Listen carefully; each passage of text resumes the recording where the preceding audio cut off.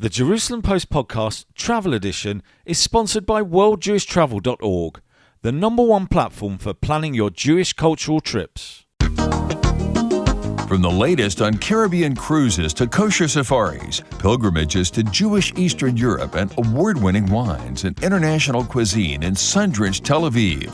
Sit back and enjoy the trip with the travel edition of the Jerusalem Post podcast. Here are your hosts, Mark Gordon and David Harris. Ooh, I like that new intro. He's much better than the original one. What are you trying to say? He's much better than you. Well, he's got a Yankee voice. It's nice. See, you can take a holiday now and we have a spare intro person. I would love to take a vacation. Oh, gosh, yes. Because we don't do it enough as it is. No, that's hard work. That's hard work. When we're out on location reporting, it's hard work, honestly. Do you know what? It really is. Everybody that we meet is intensely jealous and says, can I carry your suitcase or sit in your suitcase? But we're at it. No, it's not fair to complain. We shouldn't complain about what we do. It's lovely. It's wonderful. We're very blessed. But don't you find when you want to take a break, you actually end up working really hard to get everything ready at work so you can have a holiday.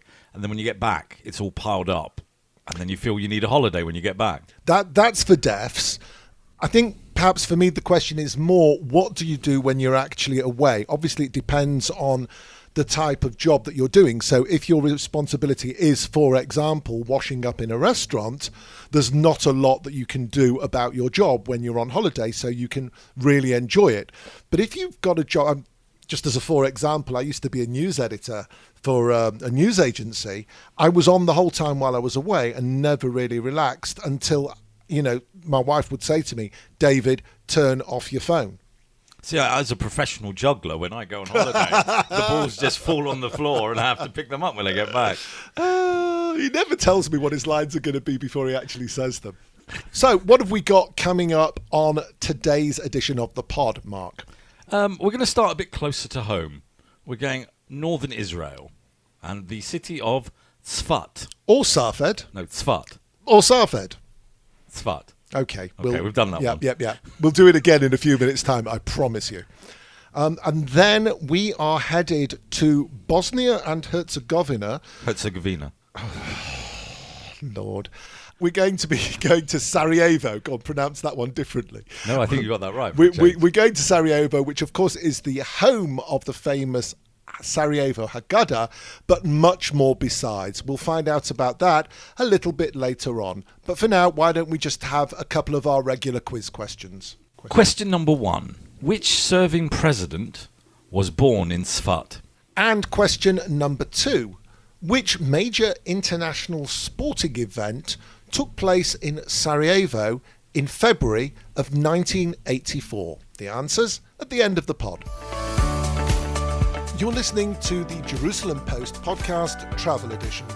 Find us on Facebook, Instagram and Twitter at MarkDavidPod or mail us at markdavidpod@gmail.com.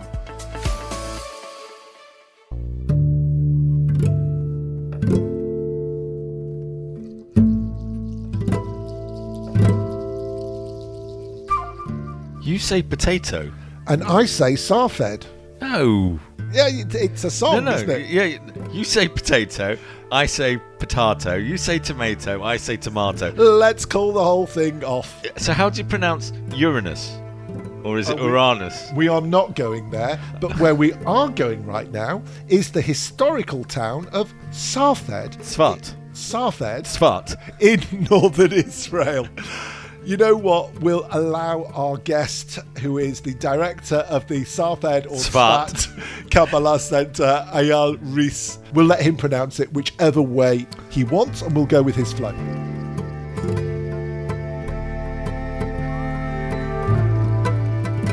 The center was established some 16 years ago by the Jewish Federation of Palm Beach County, Florida, South Florida.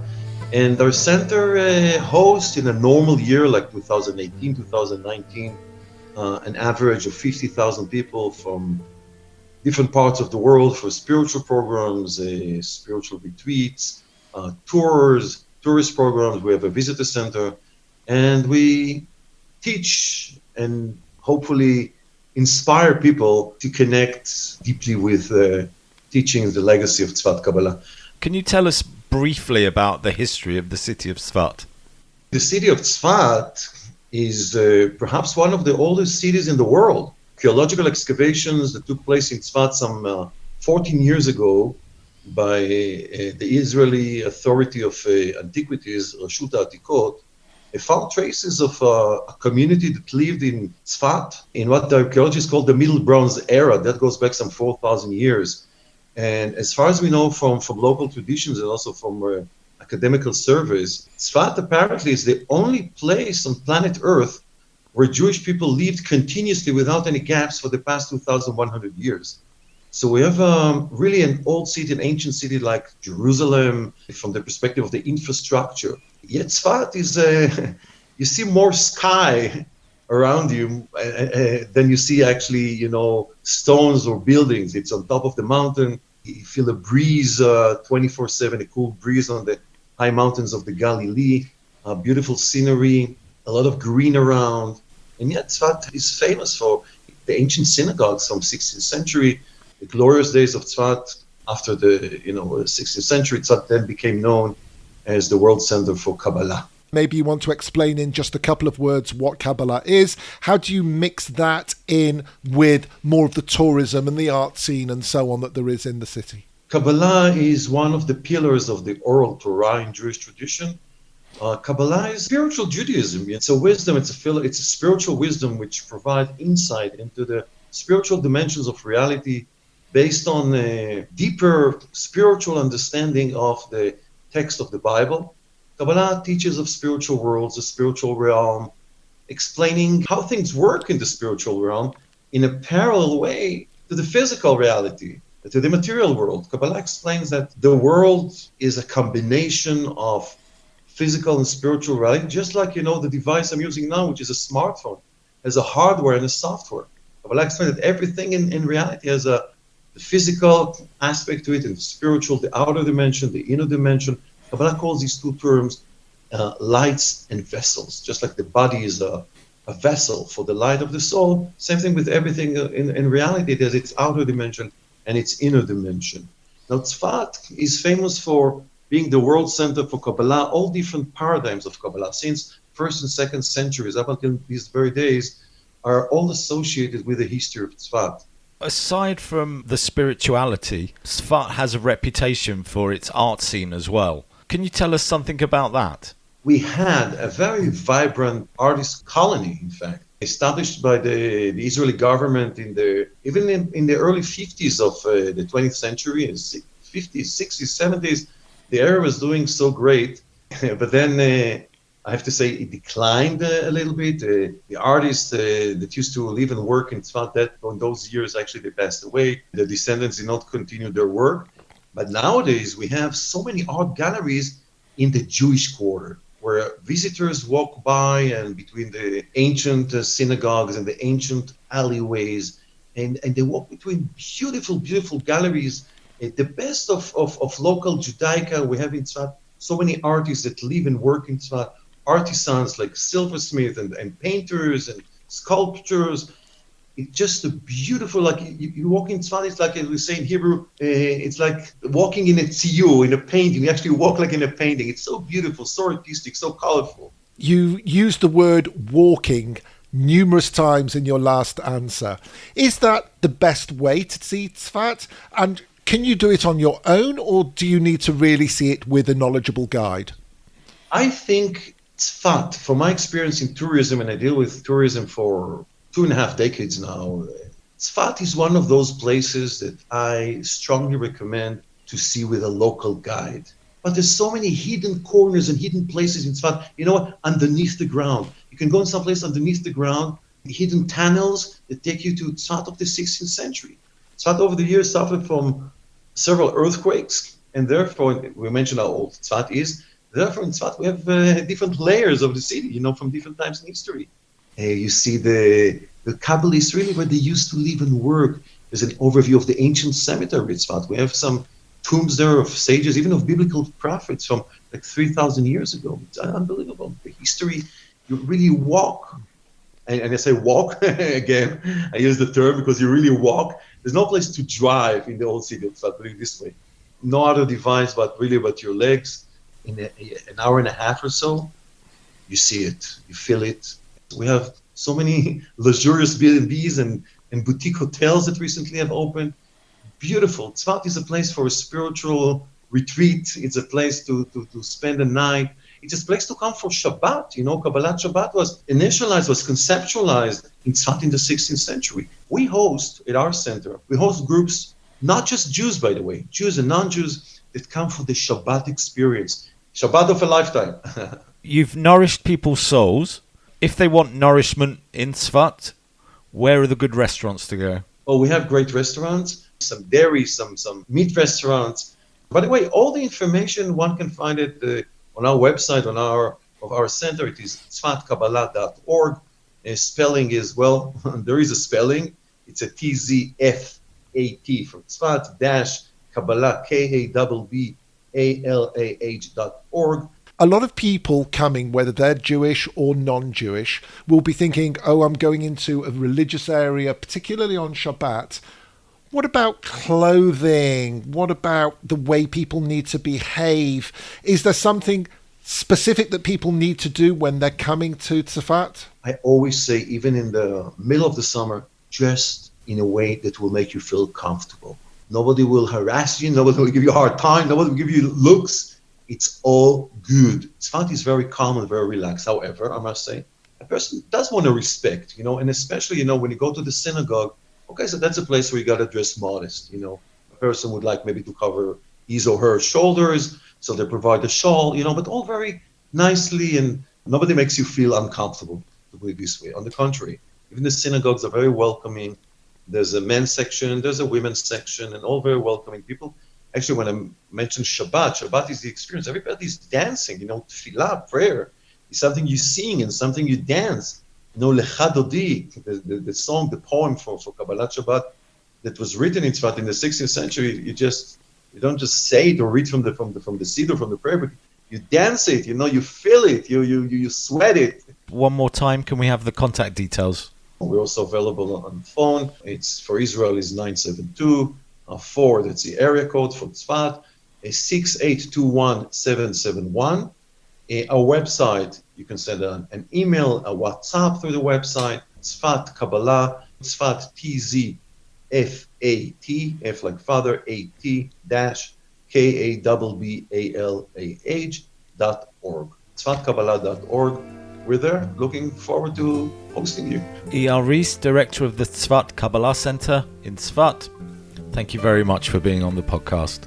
Thank you very much. Toda rabba. Tzfat or Safed Fact File. El Al flies to Ben Gurion Airport from most major European cities, plus New York, Boston, Chicago, Miami, Las Vegas, Los Angeles, San Francisco, Toronto, and Johannesburg. Air Canada, BA, Cathay, Delta, United, and Virgin all fly direct to Tel Aviv. Tzfat can be accessed via Route 89 and Route 90. You can also reach Tzfat on the 982 bus from Jerusalem and the 980 bus from Herzliya. Tzfat hotels include Palacio Domain, the Villa Galilee, and the Ruth Hotel. Zimmers, or log cabins and cottages, are available through Airbnb and all good booking websites. The currency of Tzfat is the Israeli shekel. 100 Israeli shekels equals $29 as of May 2022. TripAdvisor's best restaurants include Elements Vegetarian Restaurant, Ha'ari 8, Bat Ya'ar Steakhouse, Cafe Monetin, and the Tree of Life Vegetarian Restaurant.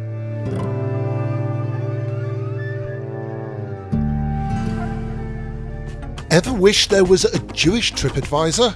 Visit worldjewishtravel.org for a one-stop shop to plan your Jewish cultural vacation at destinations around the world. Find local tours and guides, discover authentic restaurants and boutique hotels, all with a Jewish story to tell. Don't miss events with our unique cultural calendar, or simply absorb a city's Jewish story with our blogs and travel ebooks. Start your journey at worldjewishtravel.org. You're listening to the Jerusalem Post Podcast Travel Edition. And now the latest news. From May next year, passport holders from 63 countries will need prior online approval to enter the European Union. The application fee will be €7 or $7.30 at today's exchange rate. The new requirement will apply to US, Canadian and Israeli citizens. Having been more or less closed to visitors since the start of the COVID pandemic, New Zealand will fully reopen to international visitors on July 31st. Japan will be relaxing its border controls from June and Samoa from August. Fiji began relaxing its measures last week. Visitors to Israel no longer need to take a PCR test on departure to and arrival in the country. Saudi Arabia is expected to invest $1 trillion in travel and tourism through to 2030. That was one of the key headlines from May's Arabian Travel Market Convention. Tourism sector investors pumped $492 million into the Bahraini economy in 2020 alone. Radio Hotel, a full-service 221-room hotel just a 2-minute walk from Yeshiva University in New York City, will open in June. The hotel offers Shabbat-observant accommodation with kosher catering readily available for special events.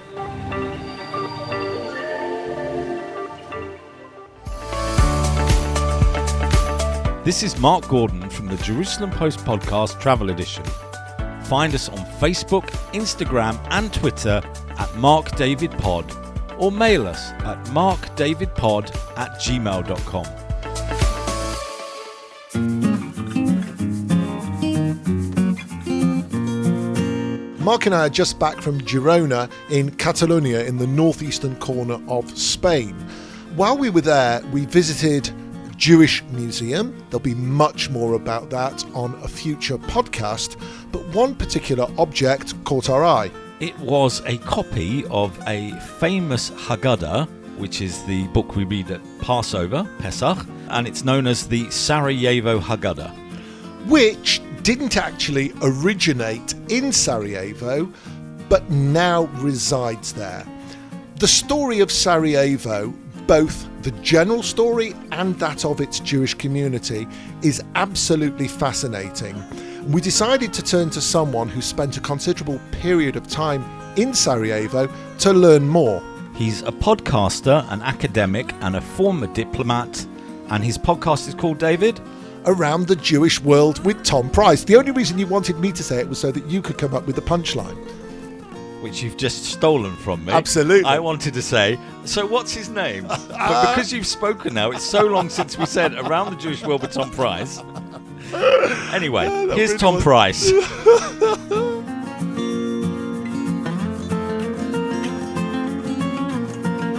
I live in Tucson, Arizona, of all places, which is quite near the Mexican border, about 40 minutes away by car. I moved here after a long career as a U.S. diplomat and then an international civil servant working for the Organization for Security and Cooperation in Europe, where I lived and worked in Vienna for 5 years, right before moving here. Prior to my career as a diplomat, I spent a couple of years working for the World Union of Jewish Students in the late 70s as their sort of Minister of Education and Culture. And I traveled the Jewish world extensively at that time and really ever since. So I have a strong personal interest in traveling the Jewish world, and I have actually close, long-standing personal friendships in many communities that my fellow Americans would consider exotic. Of all of the places that you've lived in, that you've visited, that you guided, why do you want to talk today about Sarajevo in Bosnia? I would love to talk about all the places I've lived in and visited, but you asked me to choose one. I chose Sarajevo because I think in many ways it's unique, it's unexpected, and it's largely unknown. People have a lot of stereotypes about it. They think of the wars back in the 1990s, but they don't really have a clue as to the history of Sarajevo or what contemporary Jewish life there is like. Sarajevo's in Bosnia, and Bosnia used to be part of the Yugoslav Republic. Can you tell us some of the history of Bosnia and its role within the Yugoslav Republic. First of all, something about names, and this is quite complicated. The war in Bosnia in the 90s was finally resolved by a series of accords signed in all places of Dayton, Ohio, at an obscure Air Force base, which brought to a close a very bloody conflict and set up an extremely complicated series of political entities. There is something called Republika Srpska, which is roughly 50% of the former territory of it was never actually called Bosnia, but actually Bosnia and Herzegovina, Bosnia and Herzegovina. Traditionally, the Bosnian portion of that federation was largely Muslim and Jewish and a mixture of all the other populations. Herzegovina was much more Roman Catholic, and the part that is the Serbian Republic today is much more Orthodox. Now, no part is 100% any one of these things. It's quite complicated. When you go to an international conference in Sarajevo, there will be one channel for Serbian, one channel for Croatian, one channel for what they call politely local languages. And if you know these languages and how minute the differences are, it's funny to think that you need a translation. But for political reasons, you do. And the terminology of almost anything can be very confusing. So if you have listeners who ever plan on visiting Sarajevo, I recommend staying far away from politics. Has it always been this way? Going way back, has Sarajevo, Bosnia, Yugoslavia always been this controversial mix of ethnicities, races, and so on? One of the most famous sayings of the great Winston Churchill was that the Balkans have always produced more history than they could consume. And therefore, they've involved other countries and great powers and faraway places in their wars. One of the things absolutely worth seeing today in Sarajevo is the bridge where a young Serbian revolutionary fired the shot that killed the Archduke Franz Ferdinand, who was the heir apparent to the Austro-Hungarian Empire. And that shot ultimately, within about 2 months, led to World War I, which ultimately led to World War II and many of the tragedies of the 20th century. Tom, what's the Jewish story of Sarajevo? Sarajevo has a very long history. It was the capital of a Roman province. It was connected to the coast by a Roman road. It then went through a number of so-called barbarian invasions until finally, early in the 15th century, the Ottoman Turks conquered it and made it a provincial capital and made it ultimately a very important city, so that by the end of the 1500s, it was like 8 times bigger than Belgrade, 6 times bigger than Zagreb. It was the largest city really anywhere in the southern Balkans. The Ottomans invited Jews who were expelled from Spain and Portugal by the decrees of 1492 and then 1497 to settle in their territories. And for one reason or another, many ended up by the early 1500s in Sarajevo, so that there was a very significant Jewish community already by 1515, 1520, 1525, with money that they brought with them and also with large subsidies from the Ottoman Empire. They built a huge synagogue, which is in the old part of town and was destroyed by several fires, actually, but is now a museum of the Jewish history of Sarajevo. And it's a wonderful building in an important part of the city. Perhaps the most famous item that exists in Sarajevo today is something that is Jewish, but is not kept in the museum, right? Well, it's not kept in that museum. It's kept in the National Museum. And I think you're referring to the Sarajevo Haggadah, which is an illuminated manuscript that was produced in Spain in the 14th century, made its way slowly to Italy, to the UK at one point, and finally to Sarajevo. And most Sarajevans, particularly the Muslims, regard that as the Mona Lisa of Sarajevo. They're very proud of it and of their role in saving it. It was thanks to Muslims in particular, but also what used to be the very tolerant, diverse character of Sarajevo as a community where everybody helped each other. Orthodox Christians, Roman Catholics, Muslims, and Jews all played a role in ensuring that the Sarajevo Haggadah survived the war and the Nazi occupation. And it's now available for viewing a grand total of 2 hours a week in a special vault in the National Museum. It's Tuesday and Thursday from 12 noon to 1 p.m. It's a carefully controlled, temperature-wise, humidity-wise, etc., vault where the Sarajevo Haggadah is in a case. It's extremely well protected, and it attracts many tourists, as it should. And for further reading on either the Sarajevo Haggadah or the nature of Sarajevo itself, I recommend a book called People the Book by an Australian writer named Geraldine Brooks. Tom, is there an active Jewish community there today? Absolutely. At one point in, I'm not sure, pre-COVID, 2018 or 2019, a local community leader wrote in a newspaper piece that he considered Sarajevo the safest place in Europe for Jews. There's no anti-Semitism there. The community is growing rather than decreasing in size. People who emigrated over the years, anywhere between 1949 and 1999, whether to Israel or the UK or the US, have been slowly returning. And the number of bar mitzvahs and marriages performed there is going up. Now, these aren't huge numbers. I mean, the community may have grown from 900 to 1,200, but as a percentage, that's a very impressive growth rate. What about the general food scene and also kosher for those listeners who are interested in keeping kosher? For kosher, it's a bit complicated. You can either contact the local Jewish community and ask them to organize something for you, or you can contact the Chabad rabbis of either of three nearby capitals that are all sort of 3-4 hours away by road. One is Podgorica, the capital of Montenegro. The other is Zagreb, which is about equidistant. That's the capital of Croatia. And finally, the capital of Serbia, which is Belgrade. And any of those Chabad rabbis would be happy to ship kosher provisions or have them delivered to Sarajevo. I also think that there is a kosher soup kitchen in the community center. I'm not sure they serve elegant restaurant meals or fine dining, but I think you can certainly survive on what they serve.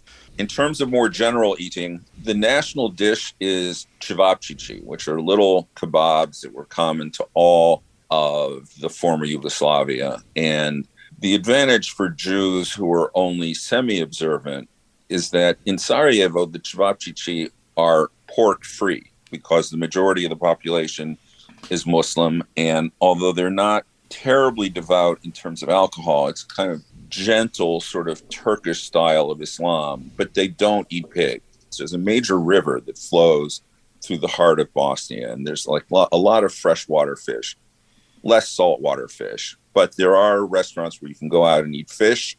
There are even vegetarian restaurants. And this is an important thing that I don't want to omit, a pedestrian-only street where you can feel as you walk down the street in less than 2 kilometers that you're walking from old Constantinople, pre-Ottoman conquest, to 19th century Vienna. The mosques changed slowly to Orthodox churches and then eventually Roman Catholic churches. The restaurants and cafes changed from being purely Turkish with Turkish coffee and nargila to Viennese cafes with Wiener Melange and Apfelstrudel and Western cigarettes. If people enjoyed listening to you, where can they hear your podcast? My podcast is available just by Googling Around the Jewish World with Tom Price. And then there are 3 or 4 different links. You can hear it on Apple Podcasts, on Podbean. It has its own Facebook page, which is called Around the Jewish World with Tom Price. There are any number of ways that you can get my podcast. I absolutely adore your podcast. It is my number 1 history podcast and my number 2 favorite travel podcast after the one that you have just appeared on with us. Tom Price, thank you so much for your time. Thank you.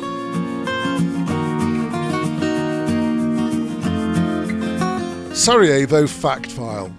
From the US, you'll have to catch a connecting flight from pretty much anywhere in Europe to reach Sarajevo International Airport or Međunarodni Aerodrome Sarajevo. There are direct flights from London, Frankfurt, Istanbul, Vienna, Zurich and Stockholm, to name but a few. It's a 20-minute drive from the airport to the city and will cost around $10.60. A bus to downtown will cost approximately $2.60. Tom Price says the best hotel in terms of location is the Old Hotel Europe, left over from the communist days of the former Yugoslavia. While not the most modern or luxurious place in town, the fact that it's a 5-minute walk from everything you'd want to see makes it a winner in Tom's book. Plus, the hotel offers very inexpensive transportation to and from the airport. The currency is the Bosnia-Herzegovinian convertible marker. $1 will buy you 1.88 marker. In Sarajevo, the summers are warm and mostly clear, and the winters are very cold, snowy and partly cloudy. The warm season runs from early June to mid-September, with an average daily high temperature above 72 degrees Fahrenheit, 22 Celsius. The cold season lasts from late November to early March, with an average daily high temperature below 46 Fahrenheit or 8 Celsius. Sarajevo cuisine is a blend of East and West, with both Turkish and European influences. Two of the best-known meat dishes are the kebab-style savapi and the flaky pastry burek. Recommended restaurants include Sevab Zinisa Zeljo for savapi and Burek Zinisa Sak for burek. Kosher food is available with advance notice from the Haggadah Association of Sarajevo. Details at haggadah.org.ba. Haggadah is spelled Haggadah. For a fascinating side trip, travel to Mostar with its amazing old city and carefully restored bridge, one of the world's most famous Ottoman bridges.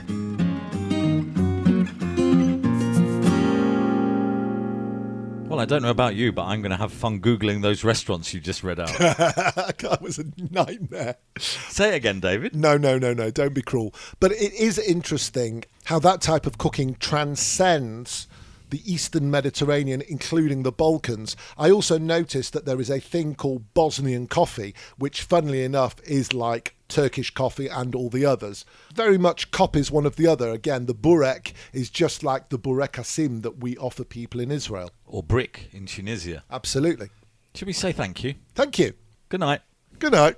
Thank you to A.L. Rees and Tom Price. Ladies and gentlemen, as we always do, we're appealing once again. Please, please, please subscribe, share, and most important, write a lovely, friendly comment wherever you receive this podcast. And email us if you want the intro to be done by somebody other than David, because it's a hell of a lot better. And our email address is markdavidpod@gmail.com, and all of our social media is available at markdavidpod. And now my favourite bit, the quiz answers. Question number 1. Which current president was born in Tzfat? Well, it's not Herzog. It's not Biden. Correct. Well, Is it- question number 2 then, because you got it right. Is it the president of a country? Oh, gosh, I'm not going down that one. Oh, So, it turns out that Mahmoud Abbas was born in Tzfat, the president of the Palestinian Authority. or chairman. Anyway, we'll leave No, that. he's chairman of the PLO, isn't he? He's chairman of that. We're not. I'm not going into that. Is it- Anyway, the answer to the question is Mahmoud Abbas. I knew this was going to go downhill as soon as I saw that question written down. And question number 2. Which major international sporting event took place in Sarajevo in February of 1984? Dun, dun, dun, dun. And now it's a chance for fame and fortune, because Mark's sister is actually listening to this and she knows the answer. So, Mark's sister, come to the microphone. What do you think the answer is? Winter Olympics, Torval and Dean, Sarajevo 1984.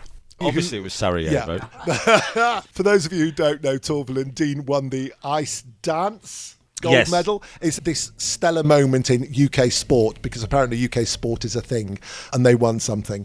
Is that like Jewish sport? Yeah, and exactly. the film Airplane. Well, let's put it, the UK's contribution to winter sport is very similar to the Guinness Book of Jewish Sports People, yes. Not anymore. They keep winning gold medals at curling. The Yes. Scots. Yes. Well, that's sort of Britain. But again, we're not going there. No, this is not sports, this is travel. We've done enough. Goodbye. Goodbye.